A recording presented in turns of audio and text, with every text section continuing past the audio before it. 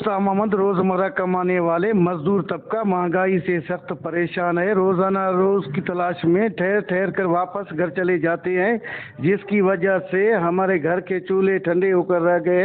वश न्यूज से बातचीत करते हुए उनका कहना है कि बच्चा सारा माहौल ने अंत मसवारी है, सजो खाली करती रहूँ मजदूरी माना गार्डन है, सजो जोर से खाली करती रहो कभी कुछ गार्डन सारा माहौल कुल शइ महांगो है, खंड महांगो, आर्थ महांगो, बटालू महांगो, कुल शइ महांगो भी जो मार मजदूर भरगा कस में फंडा दे मजदूरी में निपा फंडा के लोग गुने रखा मजदूरी में निपा पिन मजदूर तो हमारे मजदूर चिड़ा में निपा न बेरोजगार मुझे दे बड़े न दाड़े मुझे पूरा सन में वापस खाने हुकूमत दरख्वास्त कने न फंड दे रोजगार दे।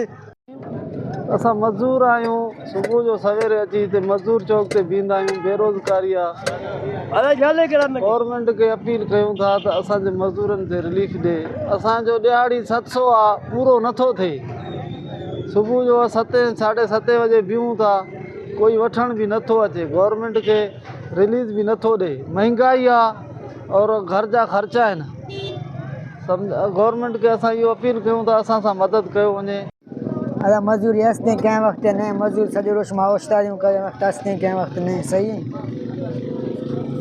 मजदूर हम तामन कंत सॼो रोज में कार बने मना बेरोजगार।